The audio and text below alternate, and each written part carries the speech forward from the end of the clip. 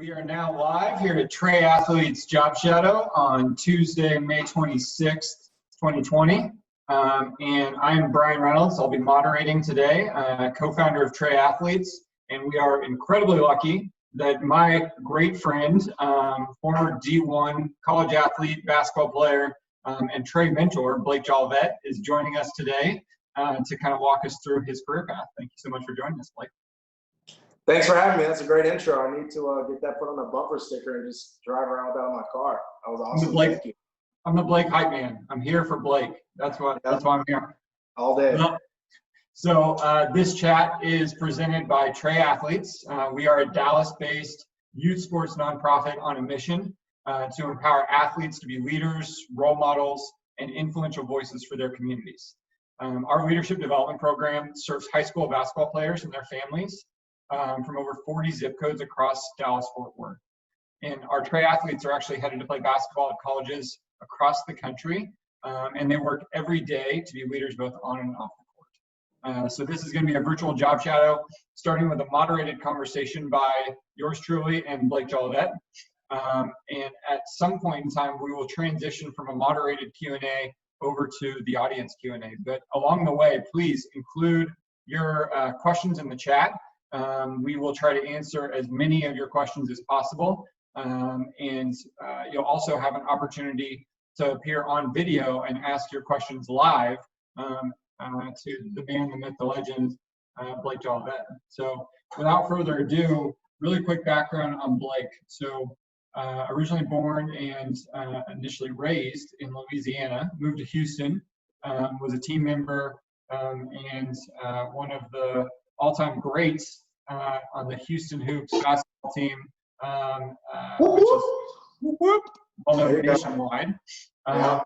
We know that Blake obviously had the moxie. He had everything on the court to be recruited to go play at American University, where he was a point guard in Washington, D.C. for 4 years, at which point, when he graduated, he moved on to GE Capital and has recently moved over into sales with Otis Elevators.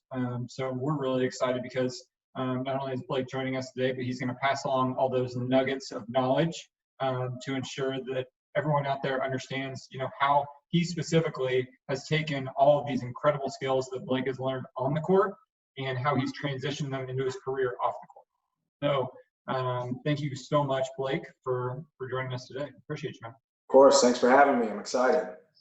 Last but not least, we would obviously love for you to post on social media tonight, so tag @Trey Athletes, and we're going to start off our moderated conversation by hearing about Blake's personal details. So Blake, tell us about yourself. Where are you from? What did you want to be when you grew up?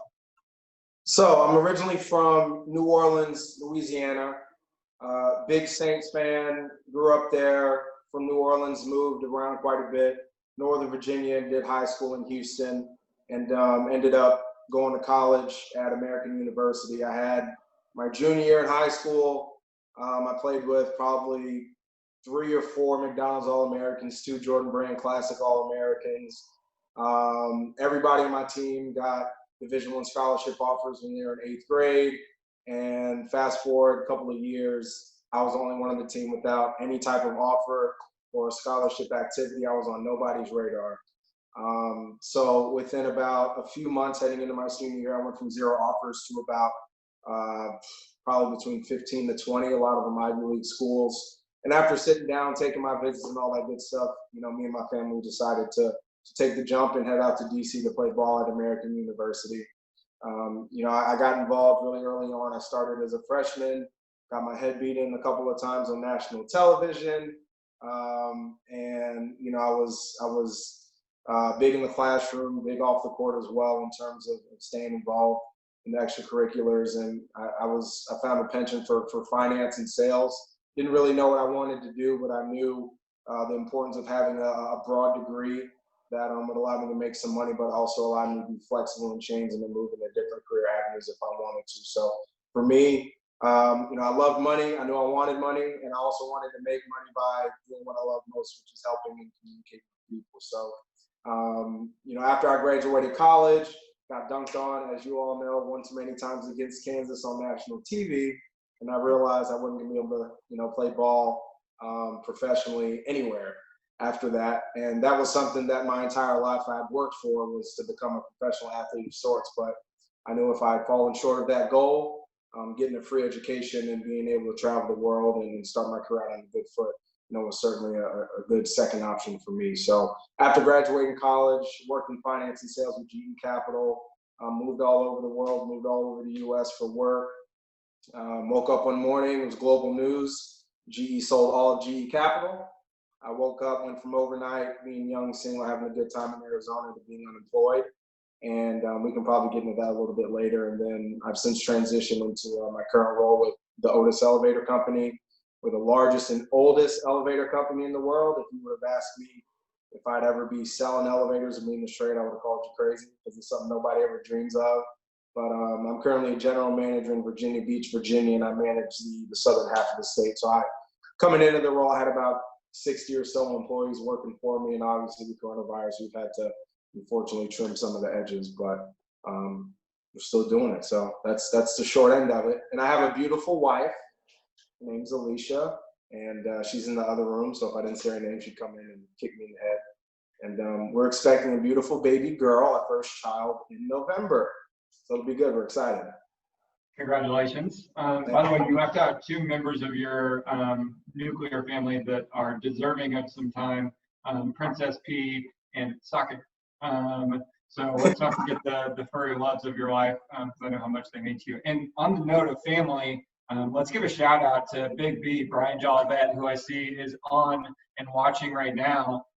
Talk to us a little bit about the importance of role models and mentors, and having that support system early on to help guide you in some of the decisions that you made that were really formative to your career. I think that's a two-part answer for me. Number one, growing up as a young kid, as a young athlete, you're going to have your parents, you're going to have the athletes you see on TV, and you're going to have your coaches and your teammates. And, growing up, I was a privileged kid. I was a suburban kid. The black kid living in the suburbs, going to the private schools, and then on the weekends going to downtown Houston and playing with all these kids who were a lot less privileged than I was and had no other way out other than bouncing a ball. And because of that, I was very behind the ball on my motivation. I was very, behind the ball and really taking my craft seriously and using it to get me somewhere else because I was so comfortable. And I think, one of the things that my father did for me early on that was really important was, from the beginning, he stressed the importance of making sure that I knew and I was aware that my athletic ability would be used as a tool to get me where I needed to be, right? And secondly, he never coddled me. I was a coach's son. He put me on the end of the bench for about 3 years straight. He and my mom would argue all the time because he was letting all the other kids play in front of me, and I also wasn't up for the challenge, right? And that motivated me to get in the gym every day and continue to succeed in the classroom and off the court as well, and on the court. So I think, when you have a role model that is willing to tell you what you need to hear and not what you want to hear, that's very important in being able to navigate, who tells you the truth versus everybody around you when you're a success just telling you what you want to hear. I think that's really important. And, growing up, being young, we all thought we knew everything. We think we know everything. But being able to take yourself out of the situation, focus on what you want in the future, and look at the people around you who have done that and model those qualities and the steps they've taken in order to get where you want to be in life. And that's incredible feedback, especially for everyone at home watching right now. And I want to give out just a few shout outs to, I see Amina Muhammad is joining us, Trey Athlete.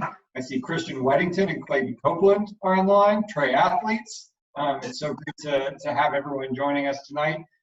And again, for those who are just joining, we're talking with Blake Jolivette, who is a Trey mentor as well as a role model to a number of the young adults who have been a part of our program. So, Blake, you talked a little bit about it in terms of how you graduated with your degree from American you headed off to GE, and then you joined Otis. Could you talk to us a little bit about your current field? And you mentioned it previously. Maybe you could tell us a little bit more about, like, how did you know that you wanted to go into maybe the general world of sales, and more specifically, like, how is it that you found this particular role, or did the role find you? So, growing up, and I think a lot of the athletes on the phone can relate to this. There's a very select few of that young population that knows exactly what they want to do, right? Whether it be a lawyer or a doctor, you have a very clear path. Get your grades in high school, go to college, and go to business school, or go to law school, or whatever you got to do, and that's very clearly defined. But for the rest of us, myself included, I didn't know what the heck I wanted to do, right? I just had to take a step back, and I understood that at the end of the day, I was passionate about a few things in life. I was passionate about sports, and I was passionate about people, and everything else that I did in my life was a byproduct of that. And I think a lot of young athletes get so caught up in the importance of being the man, or getting all the followers on social media, or going to the big school, right? And playing this role, and everything else kind of goes by the wayside, right? And when you focus on that stuff, you wake up one morning, as a college graduate, and you're like, what do I do now, right? And for me, taking the time to take a step back and really focus on those two things,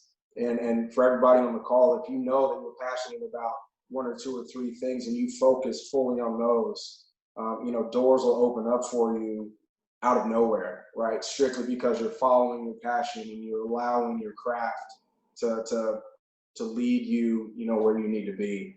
And in regards to my career, I never, I've worked for 2 Fortune 100 companies in a row. I never thought that I'd be traveling as much or making as much money as I've done so early in my career. All because I loved people. I love to talk, and I love to read and write, right? And I was always made fun of in high school and college because instead of going out and party, I'd hunker down with a few buddies and play video games. Or I'd, hunker down and read books or go to museums instead of going out on dates or whatever. And, and for me, transitioning from college to finance and sales and now management, I think looking back, it all makes sense. But, when you're going through whatever you're going through in life, it's hard to kind of see the forest through the trees. And I think for me, following my passions, following my heart, taking risks, and always referring back to everything I learned as an athlete has certainly propelled me to where I'm at now. That's incredible advice. So I think one of the things that the kids would probably like to hear more about, because I'm familiar, but I'm lucky to know you, and I'm lucky to have a background in business. Could you talk to us maybe a little bit about what it means to work for a Fortune 100 company, and how you would define a Fortune 100 company?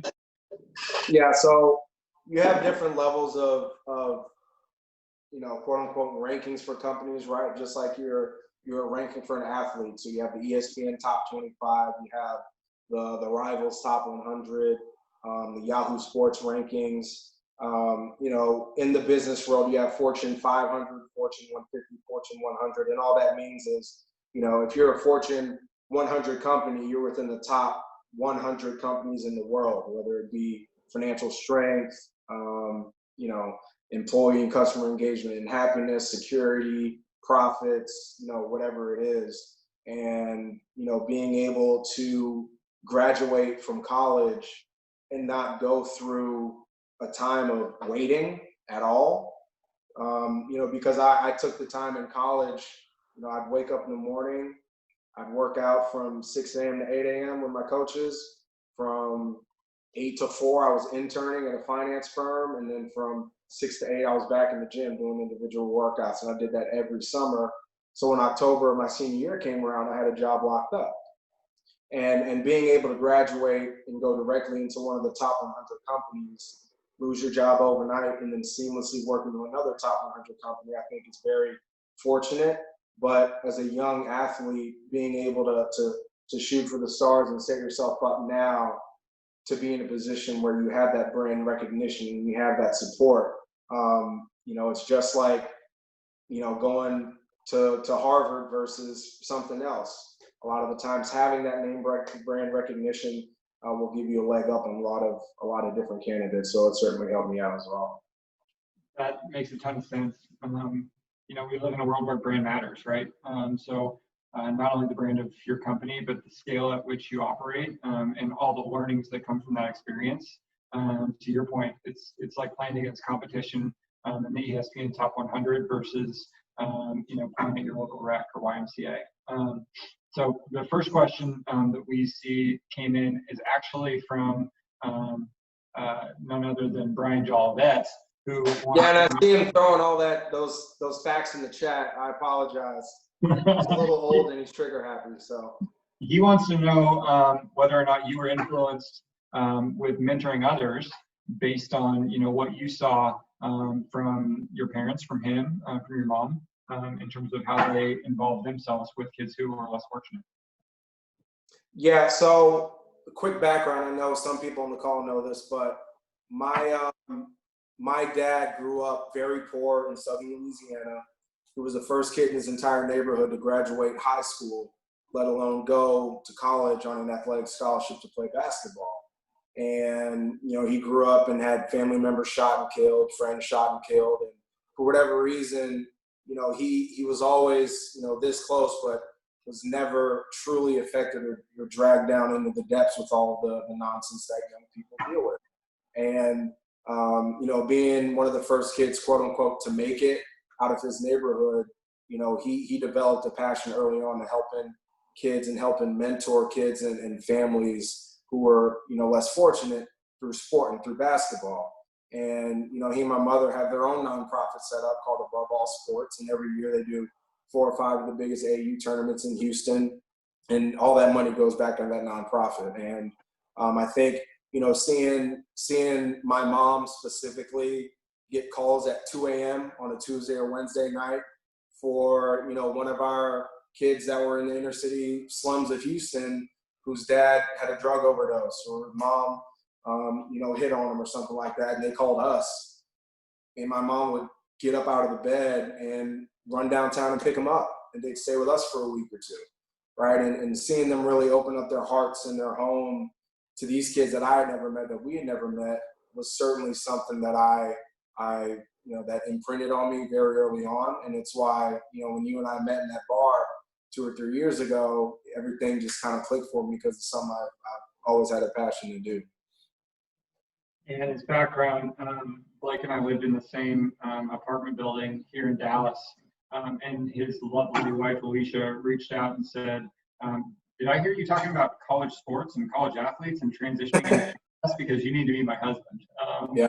Sitting there having a drink, and next thing you know, we stumbled upon, the guy here in front of us who has now become, one of our most valuable mentors through the program. So we're really lucky Blake's joining us today. So let's talk a little bit more about your current job.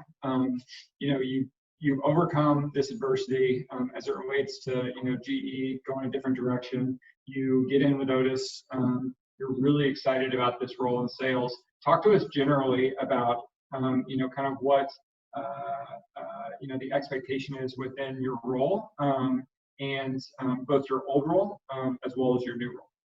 So coming into Otis from GE, my entry-level position, I was a service sales rep. And in the elevator industry, you have the existing elevators, which all the buildings and schools have, right? Somebody has to keep them going up and down. So I would sell the maintenance contracts for us to take care of those elevators, upgrade them, sell them new ones, whatever you need. And then in my second role, I was on the new construction side. So all of the new hotels, all of the arenas, all that cool stuff going up, I would sell the elevators and put them inside. And coming in, they hand you a book of business. They say, this is your number. This is your responsibility. You got X amount of time, figure it out. And it's literally just that. And it's favorable to people with entrepreneurial spirits and who have raw talent to be able to pick up nothing and make it and turn it into something. And I know for me, now that I'm a manager, I'm going out and actually recruiting and hiring people for my team now, I immediately look to student athletes. And I remember being young in college, coming out of college, as soon as you have in your resume, I was an athlete, Division I athlete, or a high school athlete, or did A, B, C, and D, you jump to the top of that pile because there's something about being a former athlete, let alone a student athlete, that, NARPs like yourself, Brian, don't get the privilege of doing. And NARP is not an athletic regular person. Like Brian is far from regular, so I digress. But the skills that you learn as an athlete, how to multitask and how to focus and how to push through, you have a mental edge and you have something else that not a lot of people have, right? And so for me, coming into a new role, whether it was my role as a sales rep, but every athlete on the call, when you start your first job, it's going to be something you've never experienced before. So all you're going to have to go on is really what you've learned as an athlete. And for me, that meant, being comfortable with being uncomfortable, going out, meeting people I didn't know, being in charge of a team. And after I did that for a couple of years, I moved across the country a few times. I started in the new construction, which is where we met in Dallas. And it was the same thing. And now as a general manager, I've found that, with each level that I go up or that we go up, you think and you lean more and more on the lessons and the skills that you develop and you learn as being a student athlete back in college or back in high school. Because now I went from having my own business, managing my own book of business, being in charge of 60 other people. And they have livelihoods, they have feelings, they have families, they have kids. They have their own businesses and their jobs that they need to do. And it's my job and my responsibility to take care of them while also making sure all the branches under me succeed and beat our financial plan, right? And I think, it's as you increase in your career, as you move forward in your career, just like your athletic life, you have more and more responsibility, right? I was on the bench, and then I was a sixth man, and then I was starting, and then I was Division I starting, right? And it's the same thing in your professional life as well.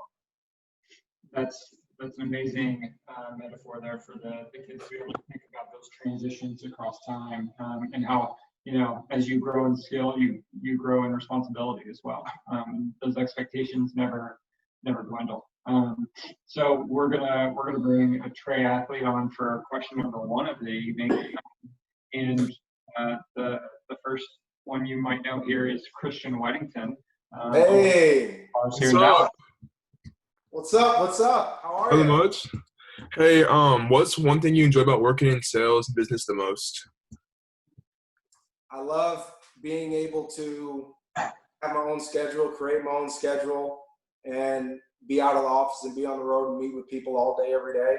Because a lot of the times, if you end up working for a really corporate white-collar environment where it's just a 9 to 5, day in and day out, it can get really boring and get really monotonous and not very challenging. But being able to, create my own schedule, go out, meet with whoever I want to meet with. But you also have that added pressure and the extra challenge of, making sure that your customers are taken care of and your business is taken care of. And, I can also work a little bit of golf in between there as well. So that's probably what I love most about it. And hopefully we'll keep moving. So good question. Thank you. Good seeing you, Christian. Seeing y'all too. The hair's looking great as always. Always fresh. Always with it. Always with it. He's back. Yeah. So I think one of the things that might be helpful for the young adults listening at home, can you maybe define a couple terms there too? Like when you say book of business, what is it that you mean by that? And then maybe more specifically, in addition to selling someone on the products that you're responsible for overseeing, could you talk about maybe some of the additional day-to-day in the role of being a sales manager? Yeah. So when you get into, a role within a company, a lot of the times you'll hear something as a book of business. And a book of business, especially in sales, is, it can be a physical book, it can be a list, but it's kind of a summation of all of your responsibilities within your role, right? So for me, that meant, I had 750 customers, or no, 1,750 customers. I had my metrics that I had to meet within those customers. I had to sell $1 million within 10 months. I had to, go out and gain 300 new customers in a certain amount of months. And it's really the same as, as an athlete, when you show up for day one and they give you a playbook and they say, here are all the plays, here's how we run our offense. Now, when the lights are on, you got to go out and use this to score. And that's essentially what, the book of business is across all type of corporate life, essentially. So what was the second question? So that was another wonderful metaphor. I think that the second thing I was hinting on is, can you talk a little bit about your day-to-day and some of the other things that you're responsible for in addition to, going out and pitching? Yeah, so as a general manager, again, and I use this with my team all the time, sports metaphors. It drives me crazy, but it's all I know. It's another thing, former athlete, you get great metaphors. So as a general manager, you are literally like Phil Jackson, right? You have your assistant coaches that work for you. You have all your point guards, your shooting guards, your big men. You've got the position coaches over here. You've got the trainers over here. And you've also got to make trades and move pieces around to make sure that you win the next game. And it's really dynamic and flexing like that. So for me, being a general manager, typical day in the life, come in Monday morning. I have meetings from 9 until noon. And each of those meetings I set up with each of my account managers and my sales reps and each of the operations guys that manage, in part, the field mechanics that actually physically go out and take care of the work. So I'm making sure that all of my people are on top of their business. If they're struggling anywhere, I see how I can help. And it's just having that continual, open and honest dialogue, right? Just like when I was in college, once a week, each of the players, we'd go in and have an individual, talk with one of our coaches. And it's a good way for me to keep a pulse in my business and understand who's doing well and who's not, so we can pivot and go forward. So, and then usually in the afternoons from 1 to 5, I've got a lot of new kids starting with me, a lot of new reps that don't know anything from anything. So it's my job to go out, just like the head assistant coach runs individual workouts with the freshmen. Right, and we're getting them out and we're teaching them the lingo. We're showing you how to shoot, how to keep up with the pace. I'm doing the same thing, and I'm going out. We're meeting in different buildings. We're meeting with high-end clients. We're going out and surveying jobs, looking at elevators, and really just teaching them everything that they need to know. Because my job is to get them where they need to be, get them promoted, and move on. And then once 5 or 6 o'clock hits, back in the office, and then I can finally start my day, which is responding to emails, questions. I'm always having customers call me pissed off about something. I'm always having people that I work that work for me upset about something. So, as you can see, it's kind of all the flavors of the rainbow, so to speak. You deal with people, you deal with numbers, you deal with pressures, you deal with success, you deal with failure, and again, it's literally just the same as being in a basketball game, and that's something that I think about all day, every day, and that's what really helps me kind of keep going and be successful. I think it's wonderful. I think that as you start to think about, where you go from here, because you've had so much success so early on in your career, where do you see your career going over the next 5 years, and what goals have you set for yourself? Wherever my wife lets me. No, I'm kidding. But yeah. Yeah. So I told my wife when we first started dating a number of years ago, I said, look, there are 2 things you need to know about me. I play golf and I move every couple of years for work, and you can have everything else. And so far it's been good. And, I'm 28 years old. The role I'm in now is typically reserved for people who have been in the business for a long time, a little bit more seasoned, early to mid to late 30s. And so now that I'm here, as a general manager, I'd like to next go up to the regional level.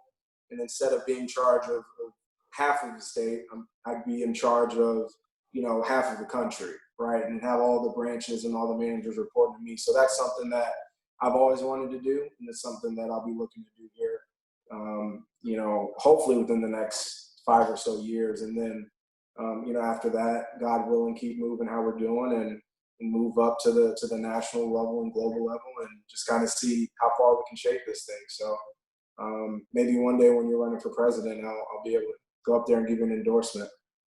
So the brand of Blake Jolivette is going global. You heard it here first. You heard it right here. All day. Try. All day, baby. So I love playing the role of hype man. You know that about me. And hyping you up is a pretty easy job, if you ask me. And I think that one of the things that our young adults and our listeners at home would love to hear about is, you talked about how you've had a ton of success early on in your career. You've been given the keys at a really young age to be a GM, and you were almost kind of groomed for this, right? So I know the backstory, and I know how you were tapped and how you were almost kind of selected into this really prestigious, young professionals cohort. Can you talk about what professional development looks like for you and through your experiences in your career, and kind of what it was like being groomed for the role that you're in now? Yeah. So the first thing and I think this is actually a question that we'll talk about later, but the biggest thing that I had to learn coming out of college was twofold. Number one, you're always being watched. Always. No matter if you're working with just one other person off, you're always being watched, you're always being evaluated, you're always being talked about, just like when you step on the campus as a freshman athlete, for that first day of work. And then secondly, perception is reality. So even though I would finish my work early, instead of staying late while everyone stayed late and finding stuff to do and going up and asking questions or asking to sit in on calls or sit in on meetings or visit customers, I'd finish at 3 o'clock. I'd be on the golf course at 3:30, right? And, as a young kid out of college, I thought I was doing my job and that was okay. And for whatever reason, a lot of my peers were being promoted a lot quicker than I was, and I couldn't understand why until I had to sit down with my manager, and I was told straight up, you've got all the talent, you've got all the ability, but you're only doing what's being asked of you. And immediately that tripped a switch in my brain, and it reminded me of when I was a freshman in college at AU. I'd come out, I was starting for the first half of the season, got embarrassed on national television by CJ McCollum, and I got benched for a time. And, I was showing up to practice, I was doing the work, and I was going to individual workouts, I was hitting weights, but that was it. I wasn't showing up early before practice, getting extra shots up or staying late. And once I figured that out, both athletically and professionally, that's when, the door started opening. So, from a standpoint of getting to the point where you start to receive the benefits of professional development, that's the biggest thing that I want everyone on the call to understand, is that it's very easy to clock in and clock out, do what's under your job title, collect a paycheck, and go home every night. But once people start to realize and understand, okay, this kid is serious, he brings a little something extra to the table, he makes my life and job a lot easier, that's when the big managers start pulling you on the side and inviting you over, for dinner and drinks, or go and play golf, or hang out on the weekend, or whatever. And once you start to curry favor as a result of all of your hard work and your networking, it really starts to move things in the right direction. So for me, professional development meant being invited to, annual private receptions for the young and upcoming talent from all over the country.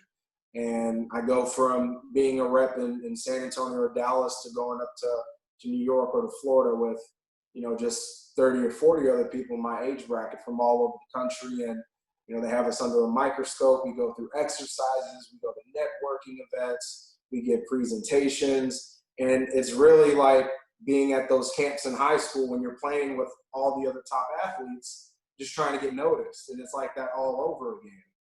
And then you start getting invited to, be a guest speaker for training the newer reps, or, things like that. And once you start to, kind of get your feet wet and start to get some more responsibility, and they start sending you off to classes in schooling to get extra education in sales or in business or finance, whatever you need, that's when it's rolling in the right direction. And for me, that was something I benefited from very early on. That's awesome. We are so proud of you. And we've heard from a number of the folks who are at home watching today how proud of you they are too. Family, friends, Trey athletes, other watchers. We just really appreciate you, Blake. So just want to put that out there. Hey, I appreciate you. Appreciate all of you. Always, man. So this next question actually comes from a friend of yours, Mary. So Mary wants to hear more about the importance of academics in high school and college. And I'm going to spin it just a little bit, which is, can you talk to us about, the importance of what you learned through school versus what you learned outside of the classroom and or through sports, and like how each of those worlds combined together has really helped, drive your professional success. Yeah. So school is always going to be a necessary requirement, no matter what you do or what you want to do or what have you. If you ask me if I've ever used the Pythagorean theorem since I graduated high school, if I calculated Einstein's theory of relativity from 10th grade physics class, like obviously no. Right. But and I think the trap that a lot of young athletes fall into is like, who cares? Like, why am I here? I'm not going to do it because I'm never going to use it. And although you may never use it physically, the entire premise of the academic institution is to teach you how to think and how to problem solve and how to see a problem and decode it and see through it and build it to something that gives a solution, right? And, academically, athletically, you're measured by what you go out and do on the court night in and night out. Academically, it's the same thing. You're measured by what you go in, what you do in the classroom, what you score in your tests. And it also teaches you how to get into a rhythm, how to deal with a little pressure, how to deal with responsibility. And the most important thing is it teaches you how to think logically, right? And for me, understanding the importance of having good grades and a solid foundation was always a driving force behind whatever else I did outside of that, because worst case scenario, I break my leg, I can never play basketball again. At least I have something else that I can hang my hat on, right? And, going through high school and going through college, even if you have no idea what you want to do or what you want to study, rest assured that in reality, unless you're going to something that's very highly specialized, when you graduate to get your first job, you're going to have to relearn a whole bunch of stuff anyway.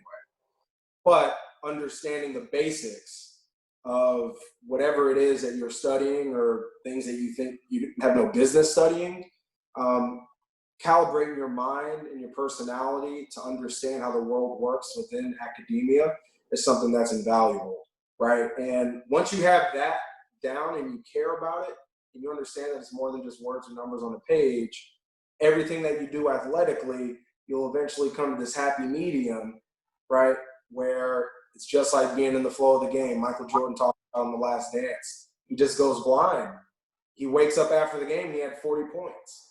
And it's the same thing with taking care of your academics and those skills and marrying it with what you have as an athlete, because you'll find as you start interviewing for jobs and to start your career, all of it coalesces into who you are as a person and your personal brand and what you project into the world around you. That's a really, really wonderful way of basically being able to say, like, you draw from your experiences in ways where you learn how to problem solve, you learn how to relate to people, you learn how to assess the situation, you learn how to work hard, you learn how to be a good teammate. And you bring all that to bear in your work every day, which I think is what's so incredible. When it doesn't work, and when you need to be resilient, I think is another point of emphasis to really hit on for the kids. And we heard from another member of the audience. Can you talk about some of the challenges that you faced and maybe some adversity that you've overcome. Yeah, let me see. Where do I start? I think for me, outside of all the other BS that we go through in high school as young adults or whatever, the single biggest tribulation that I had to fight through that I always talk about and always reference back to was the time between my freshman summer and junior year of college. I came in, I was the only mid-major Division I athlete to play in the Capital Classic, which is a huge all-star game that's held annually in DC. Bunch of pros, John Wall, Carmelo Anthony, a bunch of pros have played in it in the past. I was there with guys that were like top 5 in the country, just hanging out in the hotel with them, playing in the game with them. And I was being written about in the newspaper, interviewed. I was 17. I hadn't even stepped foot on campus yet. And going from that and immediately starting as a freshman and getting all the accolades and being the big man on campus to letting that make my head a little bigger than what it should have been, getting comfortable and complacent, not doing the extra work, slacking off on my grades. My coach brought me into his office the night after we played Lehigh, and he said, and I'll never forget, he brought me into his office on campus at AU, and he said, "You're not what we thought you were. You're stealing money from the school by being on scholarship, and you can find another program to play for because I don't want you here." And you got to imagine as a 17-year-old kid going halfway across the country, representing putting on for your city and your family, that was a hell of a lot to deal with. So I went overnight from being here to being here. And going into the arena for practice, being relegated to the B team, playing with the guys that were walk-ons and bench players against guys that I was better than and everyone knew I was better than, to losing my locker, to just a whole bunch of stuff, right? And having to go through that for almost 2 years, and injuries and everything else was something that was hard. My head was spinning. And how do you respond to being in a place where you're no longer wanted, but you can continue to contribute? And so we speak of mentors, and for me, one of my biggest mentors is my high school coach. And we won a couple of state championships together, but he is the craziest man I've ever met to this day. But I love him to death. And I remember calling him up, crying late at one night, didn't know how I was going to make it. I wanted to quit. I wanted to leave. And he said, in life, there are going to be times when what you're good at and what you're passionate about, people aren't going to see that right away. And it's your job to be able to put the blinders on, put your head down, and keep focusing on doing what you do best in order to get back to that position. And he told me something that I think of every day. He said, when you're going through these tough times, you need to focus on other areas that you can draw passion from, right? You're no longer going to be the starting guy in the arena in front of everybody playing, putting the points or whatever. But you can go and practice every day and kick everybody's tail and remind them of who you are. You can take all that energy and hurt and pain and put it into your studies and become an academic All-American, which I did, right? And really go out, get interviews, be the guy that they want to put on the front page for being that model student athlete, which they did, right? And once I figured out that basketball, my sport, wasn't who I was, and that shell was broken, and I was able to find myself in the academics and socializing, getting involved in clubs in the community and all that, that's when I was really free, right? And once my junior year came around, we went to Europe playing professional teams. I came off the bench because nobody was expecting anything. I started for the next 2 years, every single game, right? But that was only a moment where I could have literally gone in a totally different direction. But from leaning on my network and understanding that I was more than just an athlete, that kind of propelled me and freed me up to do what I needed to do and use all of that to be in a position to finish out strong. So first off, if I had a hat, I'd be taking it off right now. That was amazing and incredibly powerful, and we really appreciate you sharing that with us. I think this idea of being more than an athlete is never been more important. We're seeing it across all sports today, whether it's our U.S. women's soccer team pushing for equality and equal pay, whether it's our pro basketball and football players hosting Q&As with Fauci like Steph Curry did, or donating and giving back to their communities in a time of need like we're seeing in the midst of COVID, or realizing they are business people and brands in addition to being just a basketball player.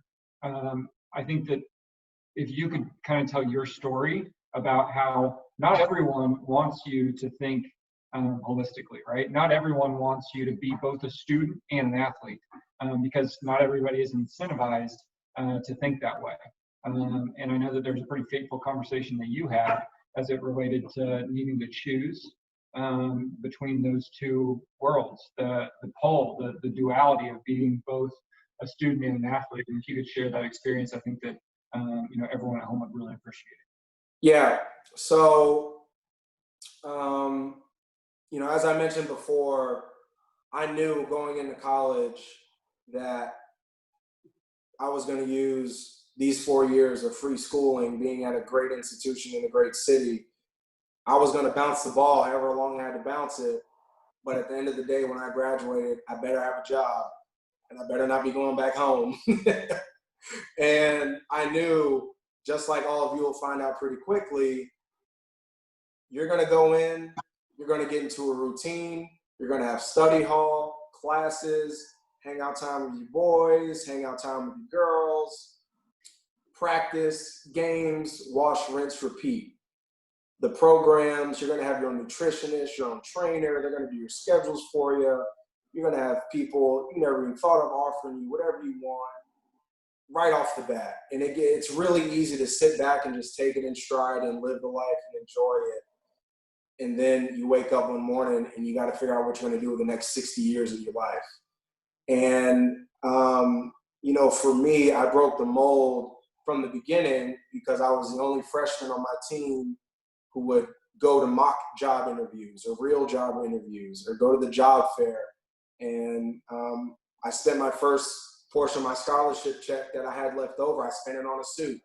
Everyone else spent it going out and getting crazy and having a good time. They all made fun of me for it.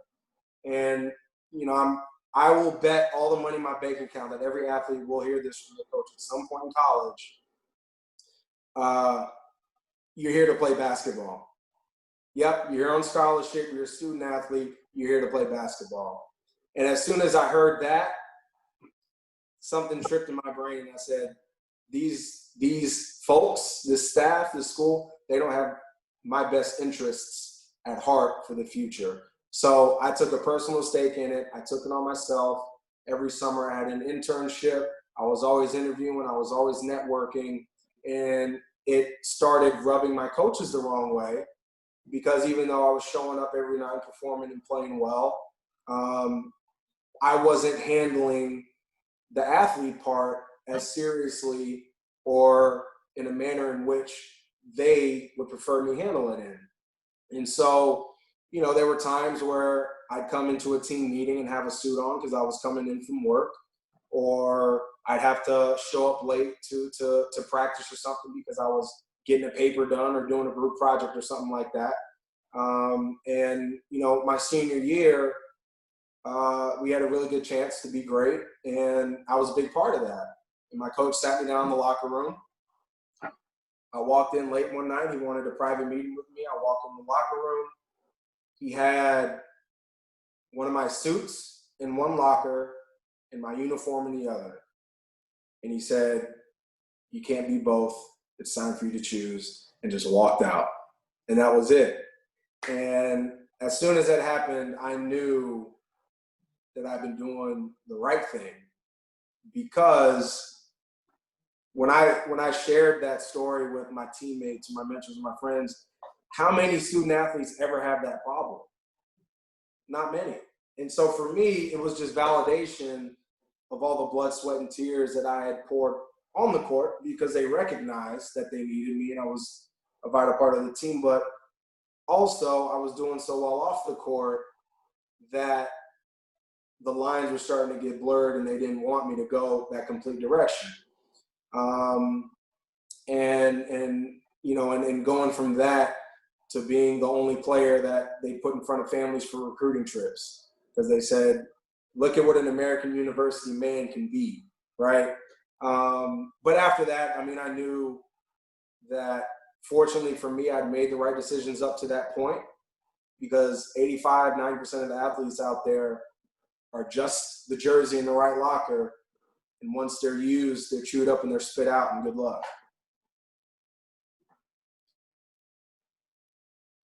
I think I speak for everybody when I say I got some goosebumps and some chills going on right now. I think that, we've heard you speak previously to the athletes that are part of our program. We consider you incredibly lucky to be a part of Trey Athletes. We consider you a family member, to be entirely honest with you. For us, Trey really means being able to fulfill, your priorities across three primary impact areas. One is leadership. A second is, how you prepare and expose yourself for college and careers. And a third is, how you give back to your community and how you leverage your platform as an athlete to really create that widespread change. And I think that, I speak for everyone at Trey. When I think of Blake Jolivette, it's just like check, check, check.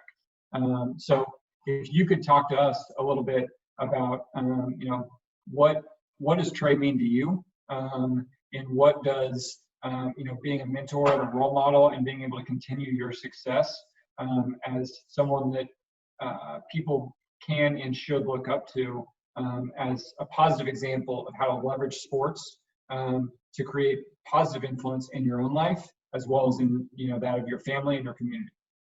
Yeah, so for me, Trey has and always will be, my opportunity to give back and to allow all of the student athletes that are affiliated with Trey to understand that they're more than just a number or they're more than just a jersey, because I had to find that out the hard way many times.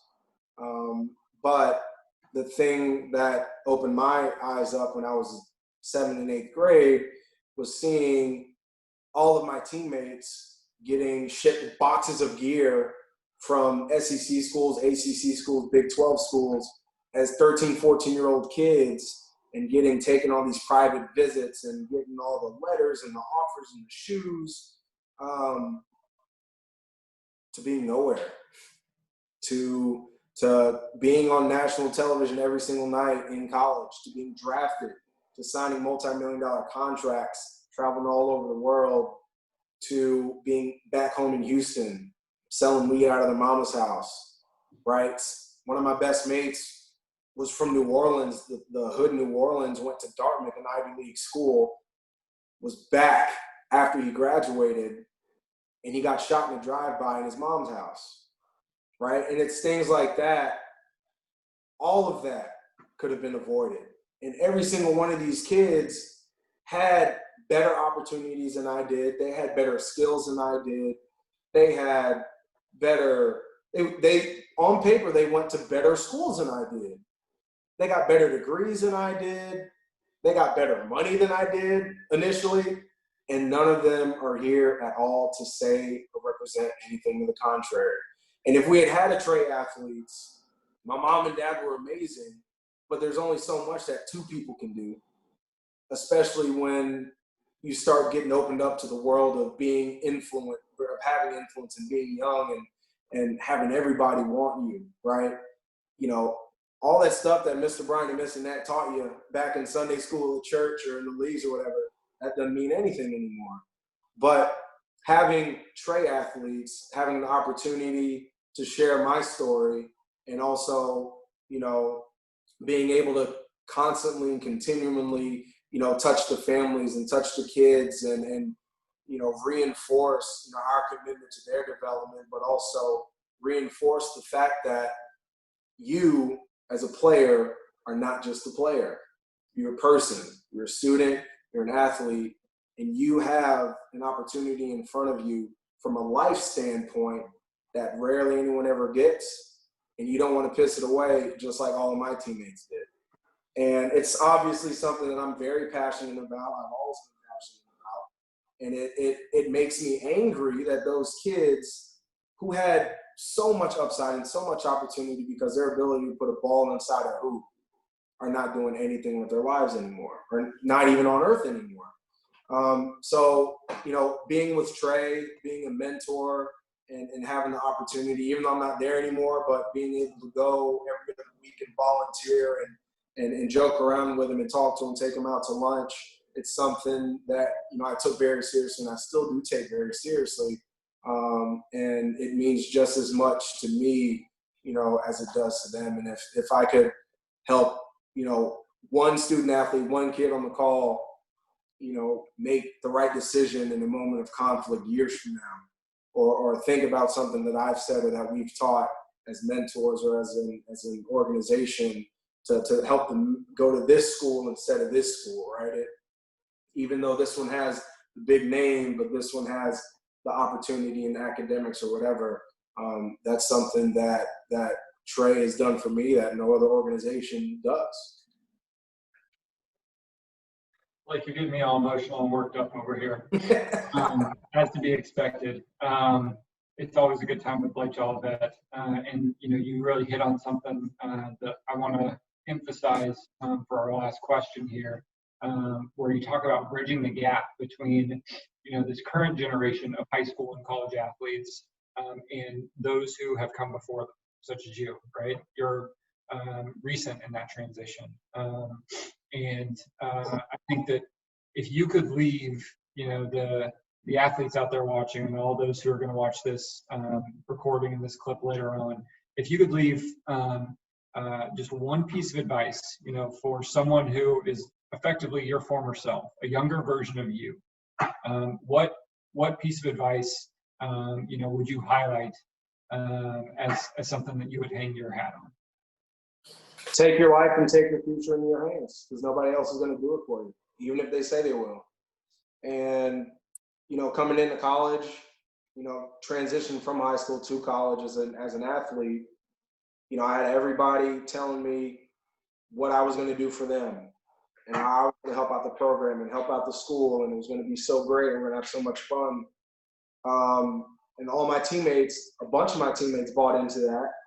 And once the bell rang out and the time ran out, they had to scramble to find a job, and a lot of them ended up doing things and going into trades that they didn't even know what they wanted to do, because they allowed everyone else to direct their paths for them.